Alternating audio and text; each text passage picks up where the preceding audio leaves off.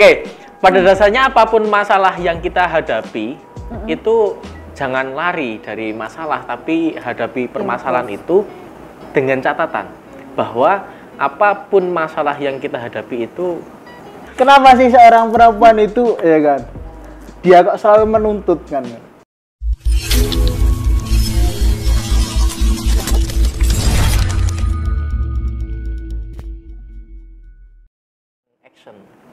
Begini Mas, kalau saya ngomong ya kan, kok berkaitan dengan di titik zona tersebut juga, saya kok malah ngomong nasib-nasib apa namanya pemuda-pemuda seperti kita ini ya, pemuda era milenial saat ini ya kan, itu kok apa namanya mereka kok sedang diancam dengan yang namanya titik kenyamanan kan.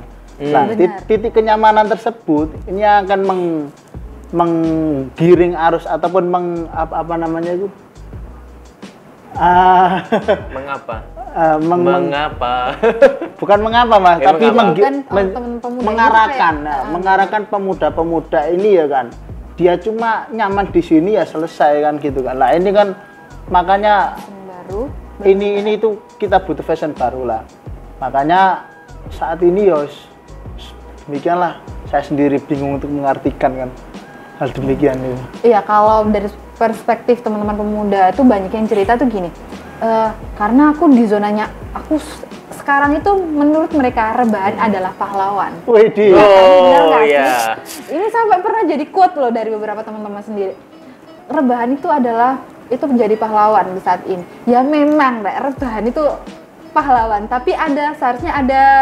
Kalau dalam kurun waktu 2 tahun kita rebahan terus, apa leher nggak sakit, kepala sakit, ya nggak sih? Bener kan? Betul sekali Pak. Dulu itu aku waktu pernah jadi tim apa? COVID. Iya pernah saya. Waktu di Surabaya. Waktu awal-awalnya COVID pertama kali masuk ke Indonesia itu, saya pernah jadi tim gugus COVID PWNO. Nah, di situ saya ikut selama sekitar 1 bulanan. Saya buat quotes, kalian tidur saja di rumah, biar saya yang keluar. Iya. Pakai apa namanya, semprotan, pakai gak karu-karuan. Itu kita keliling ke sekolah-sekolah, kita keliling ke tempat-tempat pasar, dimanapun tempat berkerumun, kita keliling ke sana dan nyemproti semuanya. Sewilayah Surabaya pada saat itu. Surabaya dan Sidoarjo. Nah, itu menjadi apa ya, kebanggaan tersendiri di saat itu. Jadi ternyata ketika kita berada di titik zona nyaman, kok merasakan kenyamanan, tidak mau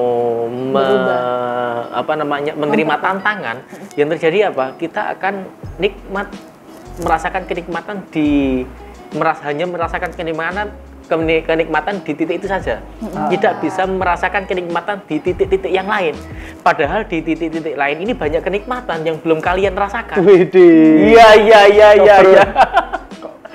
Kalau kita ngomong titik ya, titik yang lain kenikmatan. Ini saya rasa ini kok aku dan kamu menjadi mereka gitu Mas.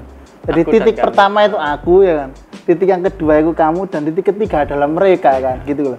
Jadi titik-titik tersebut itu memberikan arti yang luar biasa ya kan. Bahasanya seperti statement sampean tadi ya, mengatakan ya kan, kabeh turu wae.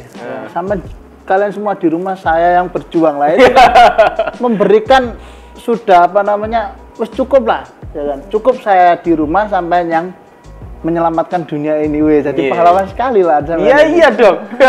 Di saat itu semuanya nggak berani, semuanya diinstruksikan untuk di rumah saja kan. Semuanya nggak berani berinovasi, semuanya nggak berani melakukan apapun. Tapi saya dengan tim itu diberikan motivasi seperti itu. Kalau kalian berada di zona nyaman, ya wis, aku kalian nanti tak turu wae. Aku kalian nanti tak no kamar wae.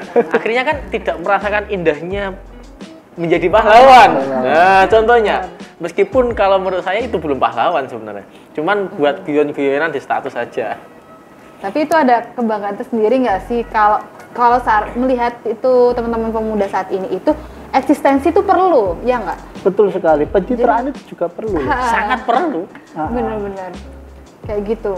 Jadi kalau rebahan aja di rumah terus dipakai status itu kayak rasanya kayak kurang greget gitu loh. Padahal mungkin ini ada alternatif lain, mungkin bisa kita ikut berkontribusi dari bapak-bapak atau ibu-ibu yang terdampak nih biasanya kita lihat sekeliling yang belum bisa makan, yang kurang nasibnya masih kurang beruntung, itu mungkin bisa galang donasi atau apa melalui dari rumah ke rumah, melalui banyak sosial media yang bisa kita manfaatkan kayak gitu sih. Bukan cuma rebahan yang nggak produktif, yang bikin capek leher deh pokoknya. Banyak hal yang sebenarnya bisa kita lakukan. Contoh benar. misalkan hari ini yang panjenengan di jurusan komunikasi kan ya? Iya, ilmu komunikasi. Belum pernah sudah pernah masuk di dunia TV sebentar, magang, profilage ya. Widih, Magang di mana? Di Metro TV. Di Metro TV ini kan keren. sudah keren dan ternyata terpupuk, bukan terpupuk, dan ternyata terpendam karena faktor kerjaan, karena faktor kegiatan ABCDFG, dan ternyata saat itu saya direkomendasikan beberapa teman-teman untuk menghubungi jenengan. Iya. Dan ternyata sekarang bisa berkembang loh. Benar banget. Potensi panjenengan di menjadi wartawan, potensi panjenengan menjadi apa jenenge? Dabang. Host, menjadi VO apa Daber. namanya? Apa? Daber. Terus apa lagi? Yang kemarin waktu di itu Apa kayak presenter gitu ya? Presenter. Ini kan bisa terasah Bener ketika banget. kita tidak berada di zona nyaman. Jelas ngomong di depan layar juga butuh tenaga, juga Mental butuh konsentrasi, mental. Saya yang megang kamera juga capek.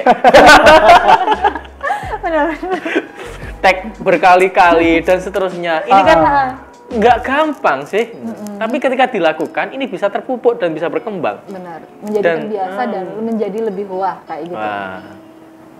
Itu sih. Banyak hal yang bisa kita lakukan, tergantung bagaimana kita menyikapi apapun masalah kita.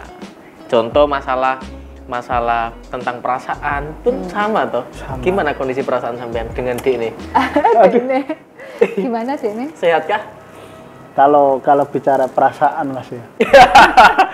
Karena saya kenapa nyenggol sampean karena kemarin baru saja kemarin apa tadi? Itu membuat puisi cinta. Wah, ini jelas ada apa-apanya. Kondisi perasaannya jelas tidak. Tapi bisa jadi antara kondisi perasaan atau karena memang hari puisi ya Mas kemarin. Bentar ya, kok sampai saya malah dibully ini bagaimana ya? Enggak, Jangan-jangan gini, Gimana? Dekne sibuk nggarap skripsi atau nggarap tugas, nggarap jurnal. Dia menginginkan untuk komunikasi tapi tidak tersampaikan. Kan Iya. kondisinya perasaannya tidak baik-baik saja tuh. Jadi seperti ini Mas ya. Akhirnya muncul puisi, produktivitasnya. Ini cukup keren sih, melatih kreativitas juga. Enggak, kalau memang puisi ini ya kan yang malam saya tulis ya kan Iya. dengan judul Seni Mencintai Diri Sendiri. Ini kan saya itu mengevaluasi diri saya sendiri ya kan. Bagaimana kita menemukan titik kesalahan diri kita. Itu terkadang semua orang itu tidak mengetahui kan gitu Mas ya. Terkadang apa yang kita lakukan itu kita sudah merasa betul ya kan. Tapi di sisi orang lain itu pasti dia masih menganggap kita salah kan gitu. Karena apa ya kan, makanya di situ saya menulis ya kan di judul dengan Seni Mencintai Diri Sendiri itu yang pertama yang harus kita lakukan adalah kita harus mengetahui titik kesalahan kita. Meskipun kita merasa benar tapi kita harus merasa itu adalah salah.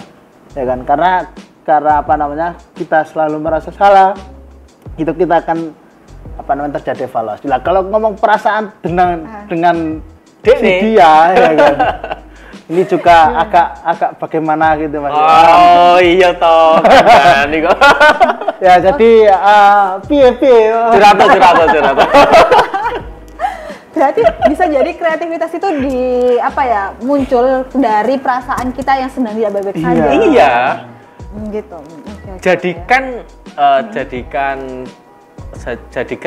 Jadikan permasalahan itu menjadi royalti. Yes. Mantap nih. Kan puisi itu kan ketika dipasarkan, dipublish di koran dan sebagainya kan bisa. Betul. Dan ini akan bisa ada efeknya dalam diri kita. Paling tidak mengasah nilai produktivitas kita. Jadi gini Mas ya. Jadi kenapa kok saya menulis itu ya, Seni Mencintai Diri Sendiri ini aslinya ya kan. Ini adalah jujur wae. Enggak, ini adalah tulisan yang saya siapkan untuk event ya kan. ada yang namanya lomba menulis cerpen ya kan. Nah, cerpen tersebut itu temanya adalah sad story, cerita sedih ya kan. Makanya saya menulis dengan apa namanya, aslinya panjang, cuma itu saya ringkas ya kan, menjadi cuma beberapa kalimat terus saya jadikan sebuah puisi. Aslinya cerpen ya kan, saya ringkas menjadi sebuah puisi kan, seperti itu. Jadi kalau ngomong perasaan ya sekarang baik-baik saja kan gitu ya. Sekarang baik-baik saja ya kan. Entah dia yang sekarang lagi garap skripsi atau bagaimana, ya terserah lah. Garap skripsi berarti semester berapa? 8. Oh kayak gitu. Bisa jadi 6. Sopo. Ayo digoleki meneh. Oke. Oke, pada dasarnya apapun masalah yang kita hadapi itu jangan lari dari masalah, tapi hadapi permasalahan itu dengan catatan bahwa apapun masalah yang kita hadapi itu kita bisa jadikan sisi nilai baik kok untuk diri kita. Kita bisa belajar dari hal apapun.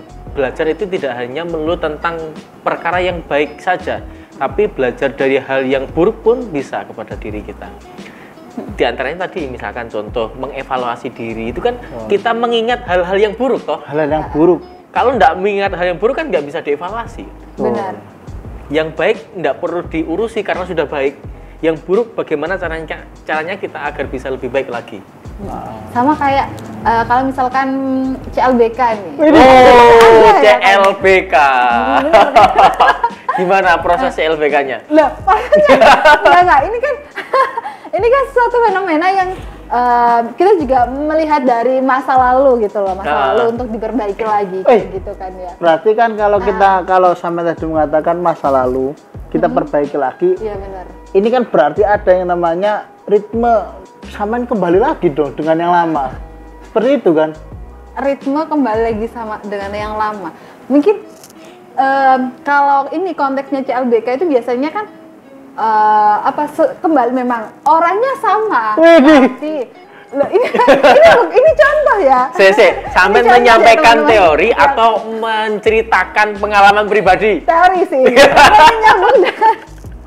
Jangan ngomong contoh ya, kalau kamu kedengaran sama yang di luar sana, bisa-bisa kamu pulang nanti diputus. Halo. Enggak, ini untuk konten aja. Iya, terus. Enggak serius kok. Kok nek ono masalah tak remangi menjelaskan. Ya Allah. Enggak. Ini kan memang benar sih konteksnya CLBK itu kan ini bukan saya menyuruh orang-orang pacaran untuk orang-orang buat CLBK lagi ya, karena setiap orang tuh kondisinya memang berbeda-beda, kecewanya tuh berbeda-beda.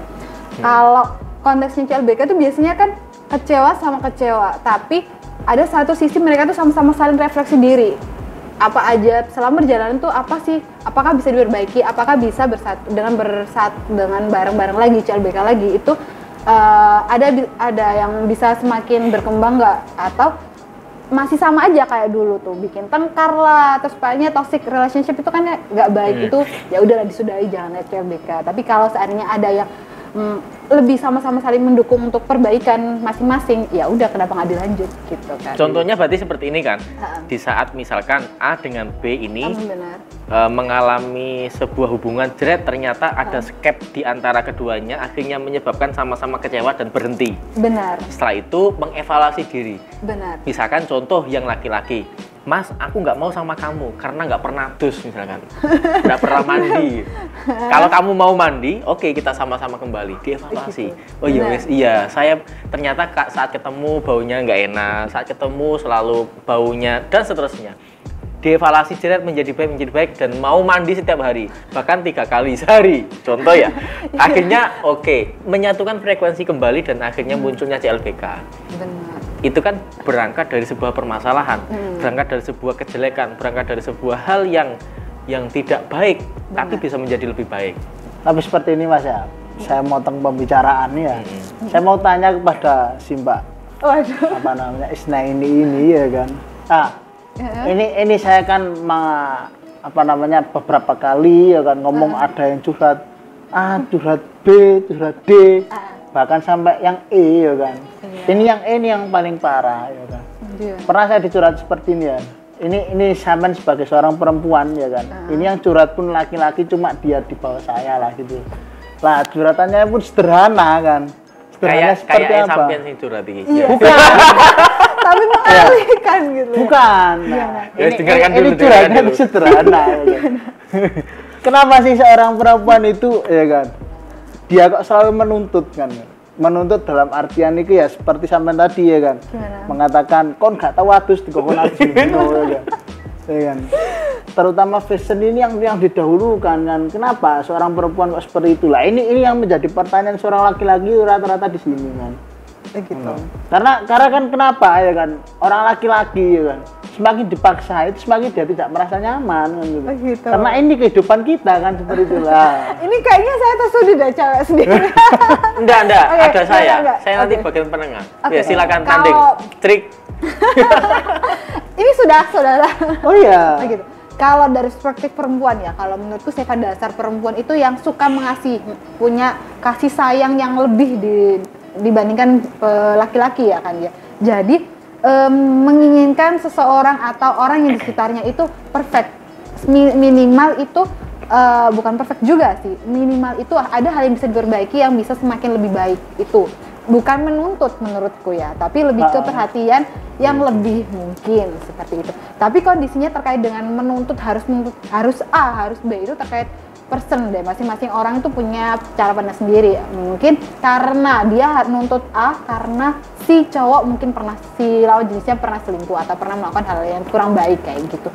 Jadinya ada mawas diri lah ya, dia takut kayak gitu, mungkin ada ketakutan tersendiri dari si ceweknya kayaknya. Kalau pembahasan ini kayaknya ini nanti ndak searah. Iya benar Ini kayaknya. ini lebih pada tema yang lain. Benar. Sehingga ini kayaknya dibahas nanti lagi. Oke. Setelah pesan-pesan berikut ini.